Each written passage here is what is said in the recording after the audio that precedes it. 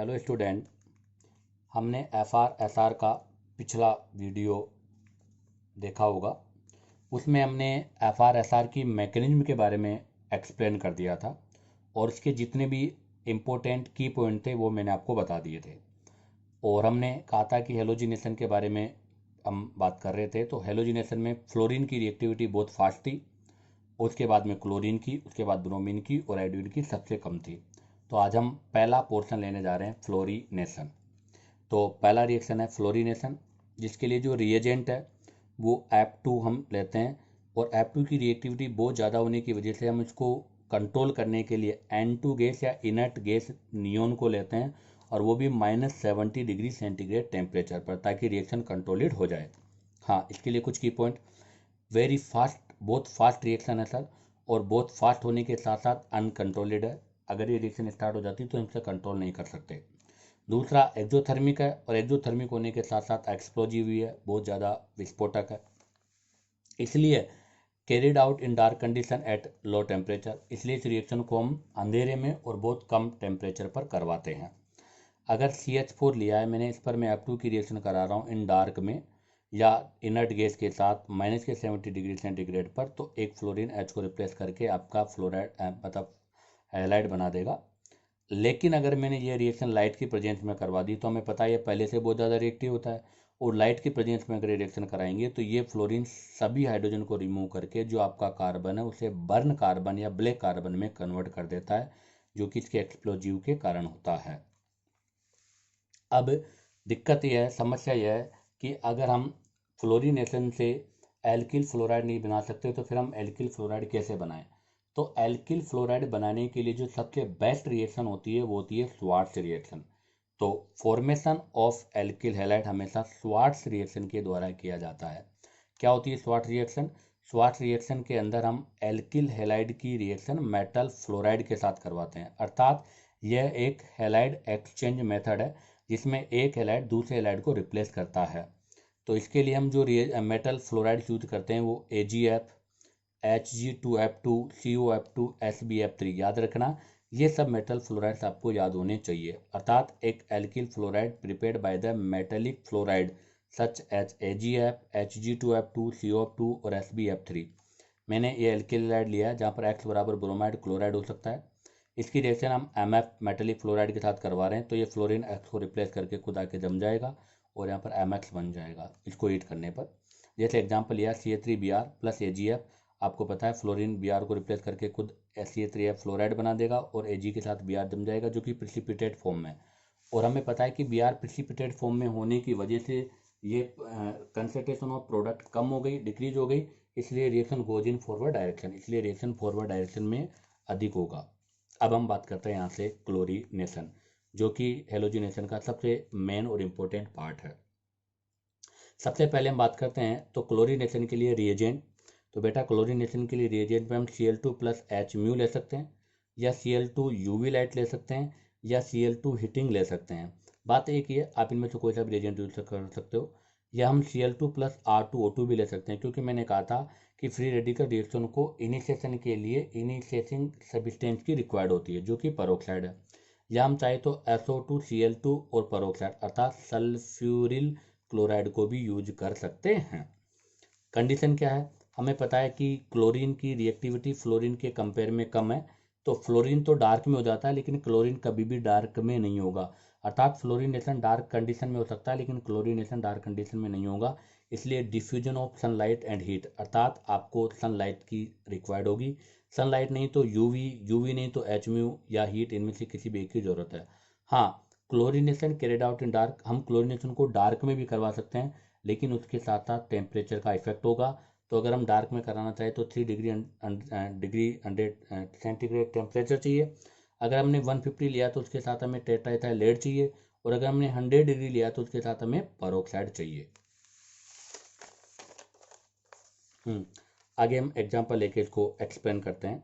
तो मैंने लिया है CH4 मीथेन, और मीथेन को हमने एक्सेसिज में लिया है। तो हमने इसके पिछले वीडियो मैकेनिज्म में बता दिया था कि अगर हम हेलोजन को एक्सेसिज में लेते हैं तो पॉली प्रोडक्ट होता है, और अगर हम एल्केन को एक्सेसिज में लेते हैं तो आपका मोनो प्रोडक्ट होता है। तो ये एक्सेसिज में लिया है तो यहाँ से आपको मोनो प्रोडक्ट बन जाएगा। अब हम इसकी मैकेनिज्म को एक्सप्लेन करते हैं। हमें पता है पहला स्टेप चेन इनिशिएशन स्टेप होगा, जिसमें क्लोरीन का होमोलाइसिस होगा, जिसमें आपका एच में यूवी लाइट लेंगे जिसकी वैल्यू इसकी बॉन्ड डिसोसिएशन एनर्जी से ज़्यादा होगी। यहाँ से इसका होमोलाइसिस हो जाएगा और ये 2Cl फ्री रेडिकल बना देगा। दूसरा आता है इसका चेन प्रोपेगेशन स्टेप। हाँ, चेन प्रोपेगेशन स्टेप की अगर मैं बात करता हूँ तो चेन प्रोपेगेशन स्टेप के अंदर आपका जो मिथेन है अब और क्लोरीन फ्री रेडिकल के साथ रिएक्शन करेगा, तो आपको पता है एक फ्री रेडिकल दूसरे को भी फ्री रेडिकल में कन्वर्ट कर देता है। तो यहाँ से एच का ये इस तरह से बॉन्ड का होमोलाइसिस होगा, एच फ्री रेडिकल बन जाएगा। ये एच फ्री रेडिकल क्लोरीन के साथ रिएक्शन करके हाइड्रोक्लोरिक एसिड बना लेगा और CH3 फ्री रेडिकल बन जाएगा। ये इसका स्लो रेडियस रिएक्शन है और एंडोथर्मिक प्रोसेस है, क्योंकि आप किसी बॉन्ड को ब्रेक कर रहे हो। तो यहाँ पर इंटरमीडिएट फ्री रेडिकल बन रहा है, मिथाइल रेडिकल है, इस वजह से यहाँ पर रेट ऑफ रिएक्शन इसी पे डिपेंड करेगी। अब आपका ये जो CH3Cl मिथाइल रेडिकल बना है वो Cl2 मॉलिक्यूल के साथ रिएक्शन करेगा, तो यहाँ से इसका होमो क्लीवेज हो जाएगा। जैसे होमो क्लीवेज हो जाएगा तो ये क्लोरीन का फ्री रेडिकल बन जाएगा। ये क्लोरीन फ्री रेडिकल के साथ रिएक्शन करके CH3Cl हैलाइड बना लेगा और एक क्लोरीन फ्री रेडिकल बना लेगा। हाँ, अगर हमने एल्किल हैलाइड को एक्सेसिव यदि हमने एल्केन को एक्सेसिव में लिया है तो ये प्रोसेस यहाँ से ही ये मतलब चेन प्रोपेगेशन स्टेप यहाँ तक होगा। लेकिन अगर हम क्लोरीन को एक्सेसिव में ले लेते हैं तो ये स्टेप आपका प्रोपेगेशन करता है, अर्थात ये स्टेप रिपीट होता है। तो मैं वो मैकेनिज्म भी एक्सप्लेन कर रहा हूँ। Repeat these step and setup A chain reaction. यहाँ से रिएक्शन का जो स्टेप है वो रिपीट होता है और एक चेन का स्टेप बनता है। इसी वजह से तो मैंने इसको चेन रिएक्शन भी कहा था। अब आप देखिएगा नेक्स्ट रिएक्शन में क्या होगा कि आपका ये CH3Cl और Cl फ्री रेडिकल जो है उसमें अब यहाँ पर ये फ्री रेडिकल इसका भी होमोलाइसिस करेगा। तो यहाँ से एक हाइड्रोजन, तो यहाँ से हाइड्रोजन का होमोलाइसिस हो जाएगा। ये हाइड्रोजन फ्री रेडिकल बनेगा जो क्लोरीन के साथ रिएक्शन करके हाइड्रोक्लोरिक एसिड बना लेगा और यहाँ पर CH2Cl फ्री रेडिकल बन जाएगा। नेक्स्ट स्टेप में वही होगा कि आपका जो ये फ्री रेडिकल बना है, ये वाला फ्री रेडिकल जो बना है वो Cl2 के साथ रिएक्शन करेगा, तो वहाँ होमोलाइसिस होगा तो एक क्लोरीन के साथ जुड़ जाएगा तो CH2Cl बना लेगा और क्लोरीन का फ्री रेडिकल बन जाएगा। फिर चेन वापस प्रोपेगेशन होगा तो यही CH2Cl और Cl आएगा। अब ये क्लोरीन फ्री रेडिकल है, ये इसको फिर फ्री रेडिकल बनाएगा तो यहाँ से H का फिर बन जाएगा, तो यहाँ से ये H बाहर हो जाएगा, इसके साथ रिएक्शन करके HCl बना लेगा तो ये फ्री रेडिकल हो गया, तो CHCl2 फ्री रेडिकल हो गया। अब आपका ये CH2Cl2 जो फ्री रेडिकल बना है ये वापस Cl2 के साथ रिएक्शन करेगा, इसका वही होमोलाइसिस होगा, एक क्लोरीन और जुड़ जाएगा तो CHCl3 बन जाएगा और क्लोरीन फ्री रेडिकल बन जाएगा। अब आपको पता है ये क्लोरीन फ्री रेडिकल फिर वापस रिएक्शन करेगा इसके साथ, यहाँ से एक जो H बचा है इसको भी फ्री रेडिकल में कन्वर्ट करके खुद HCl बना लेगा और CCl3 फ्री रेडिकल बन जाएगा। आपका जो CCl3 फ्री रेडिकल बना है ये वापस Cl2 के साथ रिएक्शन करके CCl4 और Cl फ्री रेडिकल बना लेगा। अब ये रिएक्शन आगे नहीं होगा क्योंकि कार्बन के पास हाइड्रोजन नहीं है, ताकि होमोलाइसिस नहीं होगा। तो इस प्रकार से ये रिएक्शन रिपीट होती है। तो ये जो मैंने यहाँ से लेकर ये जो लिखा है अर्थात repeat these step and set of A chain reaction, ये केवल तभी पॉसिबल है जब हम क्लोरीन को एक्सेसिव में लेंगे, अर्थात ये पॉली हेलोजिनेशन का स्टेप है जो हमें ध्यान रखना है। ये मैंने इसलिए बताया क्योंकि कई बार एग्जाम में क्वेश्चन आ जाता है कि इनमें से कौन सा स्टेप चेन प्रोपिगेशन का नहीं है या कौन सा स्टेप चेन प्रोपिगेशन का है, फिर बच्चा वहाँ कंफ्यूज हो जाता है। अब आता है इसका तीसरा chain terminating step. Chain terminating step के लिए हमने पहले भी कहा था कि हमेशा फ्री रेडिकल्स कंबाइन होंगे, तो यहाँ हम फ्री रेडिकलों को कंबाइन कर रहे हैं। तो एक क्लोरीन फ्री रेडिकल दूसरे क्लोरीन फ्री रेडिकल के साथ कंबाइन होकर Cl2 बना लेगा, दो एल्काइल कंबाइन होकर ये बना लेंगे, ये इसके बाई प्रोडक्ट होंगे, और एक एल्काइल के साथ एक क्लोरीन फ्री रेडिकल कंबाइंड होकर CH3Cl बना लेगा, जिसको मोनोक्लोरीनेटेड प्रोडक्ट बोलते हैं जो कि इसका मेजर प्रोडक्ट है। लेकिन यही रिएक्शन अगर मैं Cl2 के साथ एक्सेसिव में कराऊंगा तो पहले मोनो, फिर डाई, फिर ट्राई और फिर टेट्रा, इस प्रकार से रिएक्शन आगे होता रहेगा। अब इसके हम एग्जाम्पल्स की बात करते हैं। सबसे सिंपल और पहला एग्जाम्पल इथेन। इथेन को मैंने एक्सेसिव में लिया है, क्लोरीन के साथ HMU में कराऊंगा। तो आपको पता है यहाँ पर केवल दोनों हाइड्रोजन ही 1 डिग्री है, ये भी 1 डिग्री है, ये भी 1 डिग्री है। तो हमें पता है कि जितने टाइप के हाइड्रोजन होते हैं उतने टाइप का प्रोडक्ट बनता है। यहाँ पर एक ही टाइप का हाइड्रोजन है तो यहाँ पर एक ही प्रोडक्ट बनेगा, तो ओनली 1 प्रोडक्ट है क्योंकि ओनली 1 टाइप हाइड्रोजन है। अब आती है बात इथेन। मैंने इथेन पे Cl2 को लिया है, वो भी एक्सेसिव में UV के साथ।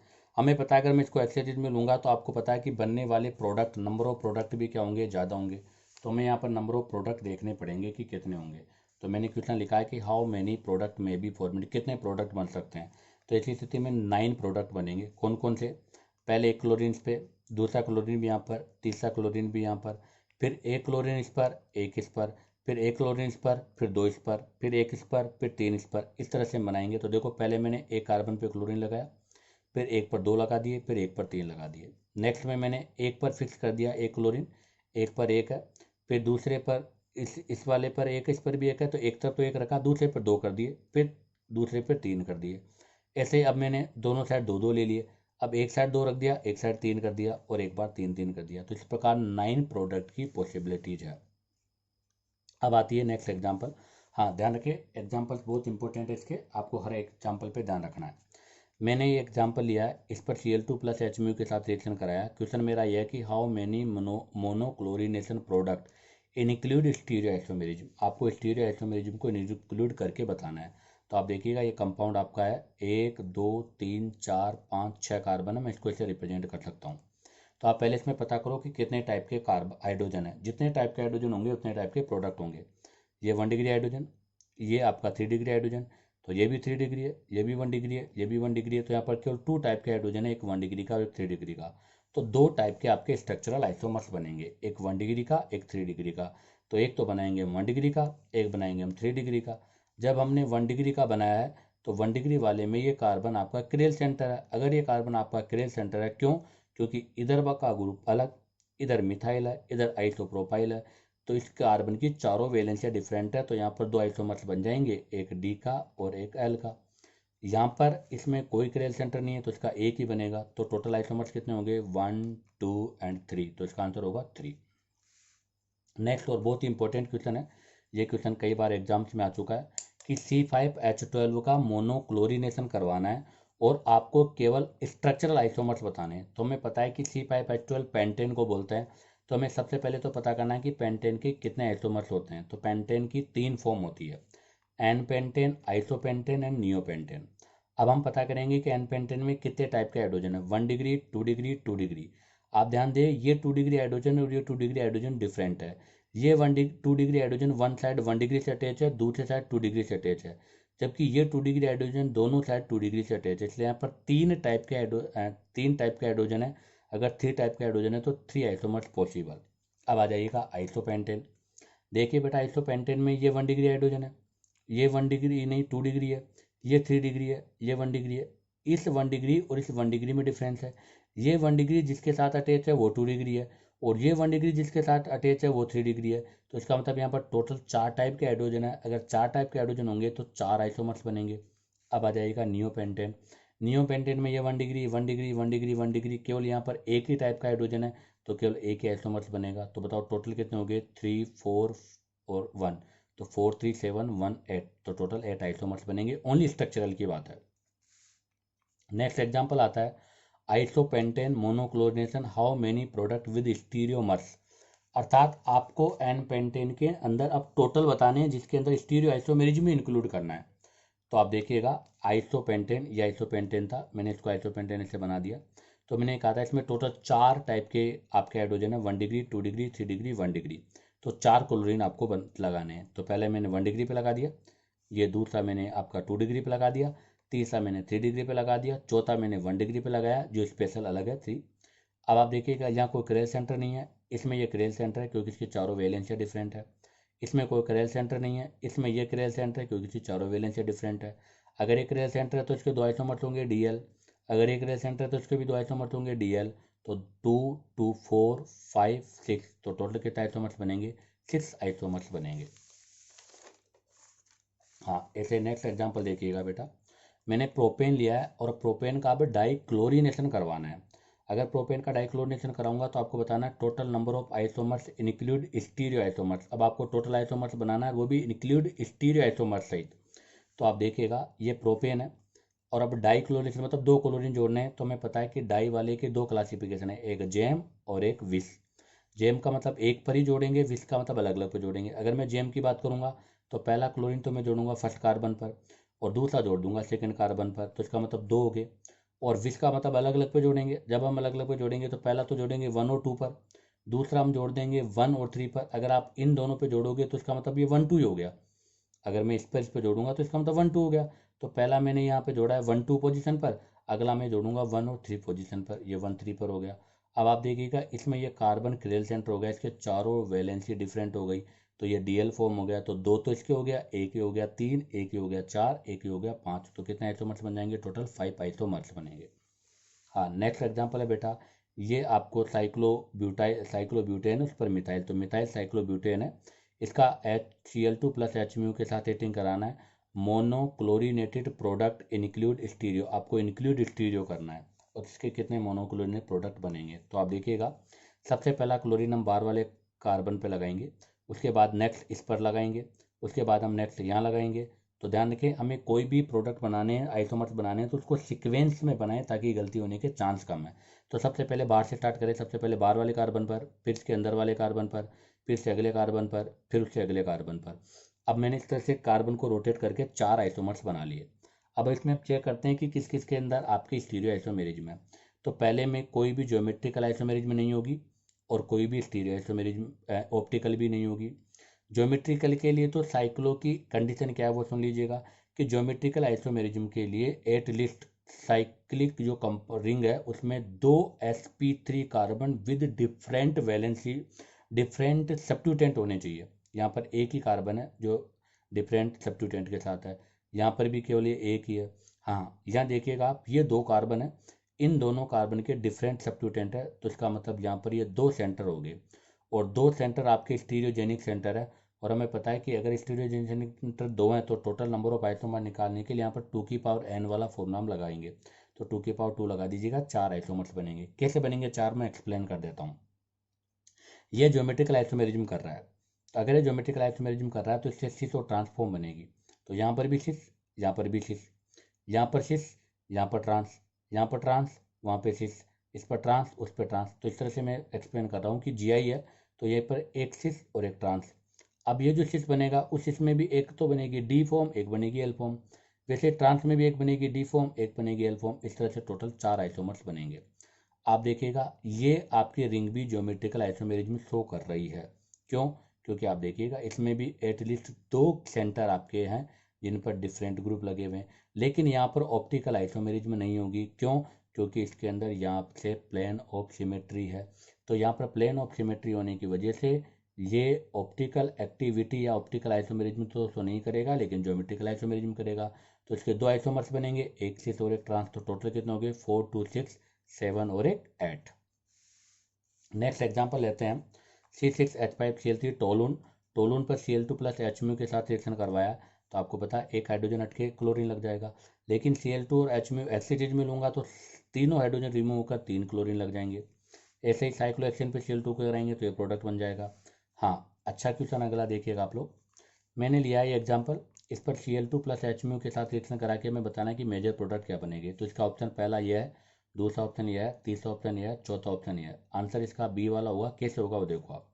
तो देखिएगा, मैंने कहा था कि रेट ऑफ रिएक्शन या rate of halogenation is directly proportional to stability of free radical. किस पर डिपेंड करता है? ये फ्री रेडिकल की स्टेबिलिटी पर। तो ये भी 3 डिग्री कार्बन है, ये भी 3 डिग्री कार्बन है, तो दोनों कार्बन 3 डिग्री है। तो मैंने एक बार फ्री रेडिकल यहाँ बनाया, एक जगह यहाँ बनाया, और हमें पता है कि stability of free radical is directly proportional to number of alpha hydrogen. जितने ज़्यादा अल्फा हाइड्रोजन होंगे उसकी स्टेबिलिटी उतनी ज़्यादा होगी। तो आप देखिएगा यहाँ पर अल्फा हाइड्रोजन 3 3 6 6 और 2 6 और 1 कितने हो गए? 7। जबकि यहाँ पर 2 2 4 और 1 कितने हो गए? 5। यहाँ 7 अल्फा हाइड्रोजन है, यहाँ 5 अल्फा हाइड्रोजन है। इसका मतलब ये मोर स्टेबल है, ये लेस स्टेबल है। अगर ये मोर स्टेबल है तो ये मेजर होगा, और ये लेस स्टेबल है तो ये माइनर होगा। तो इसका मतलब यहाँ पर वाला जो क्लोरीन होगा वो मेजर प्रोडक्ट होगा, यहाँ वाले क्लोरीन का माइनर प्रोडक्ट होगा। आगे मैं कुछ क्वेश्चंस आपको बता रहा हूँ, ये क्वेश्चन आपको खुद को करने होंगे, मैं बस केवल एक्सप्लेन कर देता हूँ। पहला क्वेश्चन है कि how many dichlorination product in isobutane, isobutane के अंदर कितने डाइक्लोरिनेशन प्रोडक्ट बनेंगे, अर्थात आपको आइसोब्यूटेन बनाकर 2 क्लोरीन ऐड करके प्रोडक्ट बनाने हैं। नेक्स्ट है, how many products are formed from monochlorination of ethyl cyclohexane, ignore stereo isomers, stereo isomers को इग्नोर करना है आपको, ओनली स्ट्रक्चरल बनाने हैं। अर्थात पहले तो आप इथाइल साइक्लोहेक्सेन बनाओ और फिर उसका मोनोक्लोरेशन करा के इसके स्ट्रक्चरल आइसोमर्स बनाओ। तो मैंने भी कहा था कि किसी के अंदर भी आइसोमर्स बनाने के लिए हमेशा सीक्वेंस का फॉलो करें हम।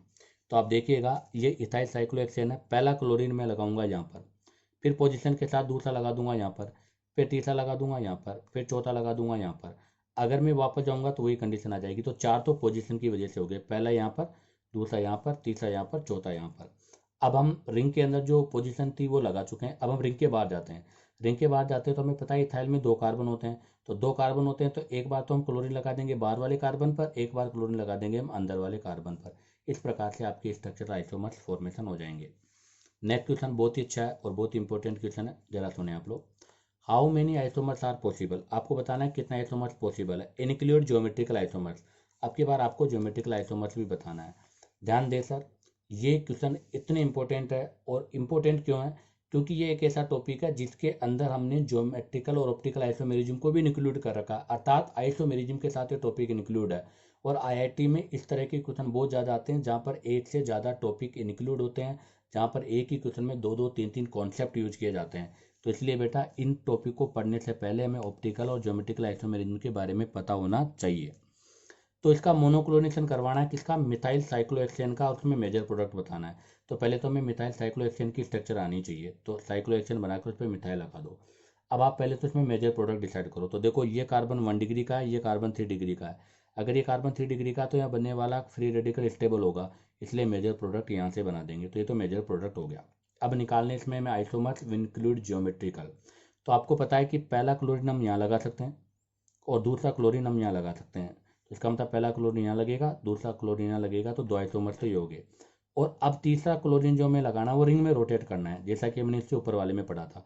तो एक बार क्लोरीन यहाँ लगेगा, एक बार यहाँ लगेगा, एक बार यहाँ लगेगा। जैसे क्लोरीन यहाँ पे लगेगा, आपको पता है एक रिंग के अंदर 2 कार्बन sp3 विद डिफरेंट सब्स्टिट्यूटेंट हो गए, तो ज्योमेट्रिकल आइसोमेरिज्म हो जाएगी। तो एक शीट और एक ट्रांस। तो देखो मैंने मिथाइल मिथाइल दोनों को किस पर बनाया? वेज पर। तो ये 6 फॉर्म हो गई। एक वेज पर एक डैश पे बना दिया, ट्रांसफॉर्म हो गई। ये 1-2 पोजीशन के लिए। ऐसा ही जब ये 1 और 3 पर आएंगे तो भी 6 ट्रांस बनेंगे। ऐसा ही जब ये 1 और 4 पर आएंगे तो भी 6 ट्रांस होंगे। तो 1-2 पर भी 6 ट्रांस, 1-3 पर भी 6 ट्रांस, 1-4 पर भी 6 ट्रांस। तो 2-2-2, तो 6 तो ये हो गए, 7 और 8, तो टोटल कितने आइसोमर्स हो जाएंगे? 8 आइसोमर्स हो जाएंगे। अब आता है इसका लास्ट इंपॉर्टेंट पोर्शन। एट 27 या 25 डिग्री टेम्परेचर पर, हमें रूम टेम्परेचर पे बात करनी है। तो रूम टेम्परेचर 25 भी होता है, 27 भी मानते हैं। तो इसके लिए इसका रिलेटिव रेट है जो मैं इसकी मैकेनिज्म में पहले बता चुका हूँ। 1 डिग्री, 2 डिग्री, 3 डिग्री के लिए 1:3.8:5 होता है। क्वेश्चन है कि मोनोक्लोरिनेशन ऑफ प्रोपेन, हमें प्रोपेन का मोनोक्लोरिनेशन करवाना है और प्रोपेन के मोनोक्लोरिनेशन से 2 प्रोडक्ट बनेंगे, उनकी इल्ड निकालनी है। तो ये प्रोपेन है, इसमें 2 टाइप का हाइड्रोजन है, एक 1 डिग्री एक 2 डिग्री। जब इसका क्लोरिनेशन कराएंगे तो एक बार तो 1 से बनेगा, एक बार 2 से बनेगा। तो एक प्रोडक्ट बनेगा 1 क्लोरोप्रोपेन, एक प्रोडक्ट बनेगा 2 क्लोरोप्रोपेन। अब आप देखिएगा इसमें 1 डिग्री हाइड्रोजन कितने हैं? 3 और 3 6 है। और 2 डिग्री हाइड्रोजन कितने हैं? 2 है। तो 1 डिग्री हाइड्रोजन है 6 और 2 डिग्री हाइड्रोजन है 2। तो अब हम इसकी कैलकुलेशन करते हैं। तो आप देखिएगा 1 डिग्री हाइड्रोजन 6 है, तो इसकी रिलेटिव रेट निकालने के लिए मैं इसका रेशो कितना है? 1। तो 1 डिग्री का 1 है, तो 1 को 6 से मल्टीप्लाई करेंगे तो 6 हो गया। 2 डिग्री का कितना है? 3.8, 3.8 को 2 से मल्टीप्लाई करेंगे तो 7.6 हो गया। टोटल रेट निकालेंगे तो 13.6 हो गया। अब फर्स्ट के निकालने के लिए 6 को ऊपर रखेंगे, 13.6 को नीचे रखेंगे और 100 से मल्टीप्लाई कर देंगे, 44 आ जाएगा। और सेकंड की निकालने के लिए 7.6 अपॉन 30.6 इंटू 100 कर देंगे। अर्थात ये अपने परसेंटेज की तरह ही होता है कि टोटल मार्क्स जैसे हैं, टोटल मार्क्स को नीचे और ऑप्टेन मार्क्स को ऊपर। तो आप देखिएगा टोटल मार्क्स कितने हैं? 13.6, और ऑप्टेन मार्क्स कितने हैं? फर्स्ट के लिए 6 और सेकंड के लिए कितने हैं? 7.6। इस प्रकार से हम इनका परसेंटेज यील्ड निकालते हैं। तो देखो 2 क्लोरोप्रोपेन का परसेंटेज कितना है? 56। तो इसका मतलब 2 क्लोरोप्रोपेन जो है वो यहाँ पर मेजर प्रोडक्ट होगा। ऐसे ही एक और एग्जाम्पल है, इसकी परसेंटेज ऑफ यील्ड आप खुद निकालेंगे, बस मैं इसको थोड़ा सा एक्सप्लेन कर देता हूँ। 2 मिथाइल ब्यूटेन मैंने लिया है, इसमें आप देखिएगा कितने आइसोमर्स बनेंगे। तो आपको पता है आइसोपेंटेन है, और मैंने पहले भी कहा था कि आइसोपेंटेन से 4 आइसोमर्स बनते हैं, 4 प्रोडक्ट बनेंगे। 4 प्रोडक्ट में एक बनेगा ए 1 डिग्री से, दूसरा बनेगा बी 2 डिग्री से, तीसरा बनेगा सी 3 डिग्री से, चौथा बनेगा 1 डिग्री से। लेकिन ये डी वाला और ए वाला 1 डिग्री डिफरेंट है, क्योंकि ये वाला 1 डिग्री 2 से अटैच है और ये वाला 1 डिग्री आपके 3 डिग्री से अटैच है। तो इससे A B C D 4 product बनेंगे। इसमें total number of 1 degree A वाले जो हैं वो कितना हाइड्रोजन है? केवल 3 है। और डी वाले 1 डिग्री 3 कितने हैं? 6 हैं। 2 डिग्री वाले कितने हैं? 2 हैं। 3 डिग्री वाले कितने हैं? 1 है। अब इनका परसेंटेज ऑफ यील्ड अगर आपको निकालना हो तो वही फॉर्मूला आप लगाएंगे कि 1 डिग्री के कितने हो गए? टोटल 3 और 6 9 हो गए, तो 9 मल्टीप्लाई बाई 1 इक्वल टू 9 हो गए। 2 डिग्री के कितने हो गए? 2, तो 2 मल्टीप्लाई बाई 3.8 हो जाएगा। और 3 डिग्री का कितना हो गया? 1, तो 1 मल्टीप्लाई बाई 5 हो जाएगा। इन सबको ऐड करेंगे तो इन सबका ऐड कितना आ जाएगा? 21.6 हो जाएगा। ठीक है, तो इन सबका टोटल तो हो गया 21.6। अब जैसे मैं केवल ए और डी का बता देता हूँ। बच्चा गलती यहाँ कर देता है, क्योंकि ए में वो 3 जो 1 डिग्री है, तो वो 6 1 डिग्री कितने हैं, 3 और 6 9 ले लेता है, जो गलत हो जाता है। आप देखिएगा ए वाले प्रोडक्ट में जो 1 डिग्री है वो केवल 3 है, तो अपन 3 को रखेंगे। और डी वाले में 1 डिग्री के कितने हैं, 6, तो हम 6 को ऊपर रखेंगे। याद रखना, ए के निकालने के लिए ऊपर 9 कभी नहीं लिखें, क्योंकि आप देखिएगा ए जो है उसमें 1 डिग्री जो कार्बन है उस पर केवल 3 हाइड्रोजन है, तो 3 ऊपर आएगा, क्योंकि 3 × 1 बराबर 3। और डी वाले हैं उसमें 1 डिग्री हाइड्रोजन कितने 6 है, तो 1 × 6 बराबर 6 आ रहा है, तो यहाँ पर 6 रखेंगे। अब जैसे बी का निकालना, तो बी का निकालना बहुत आसान है। 3.8 को मल्टीप्लाई करेंगे 2 से, जो आएगा उसको ऊपर रख देंगे, और 21.6 को नीचे रखकर 100 से मल्टीप्लाई कर देंगे। ऐसे अगर 3 डिग्री का निकालना, तो 1 × 5, तो उसको 5 को तो ऊपर रख देंगे, 21.6 को नीचे रख के और 100 से मल्टीप्लाई कर देंगे। तो इनके जो रेशो आ रहे हैं वो 14, 35, 23, 28 आ रहा है। तो जिसका परसेंटेज ज़्यादा आएगा वही मेजर प्रोडक्ट होगा। तो देखो, अगर वैसे आप करते हो तो ये क्वेश्चन आपका गलत हो जाता, क्योंकि ये 3 डिग्री कार्बन है, तो ये मेजर होना चाहिए। लेकिन देखिएगा, परसेंटेज ऑफ यील्ड अलग लगा रही है, और परसेंटेज यील्ड के हिसाब से आपका ये वाला प्रोडक्ट मेजर होगा। इसी के साथ क्लोरीनेशन कंप्लीट होता है। नेक्स्ट वीडियो में हम ब्रोमीनेशन के बारे में बात करेंगे।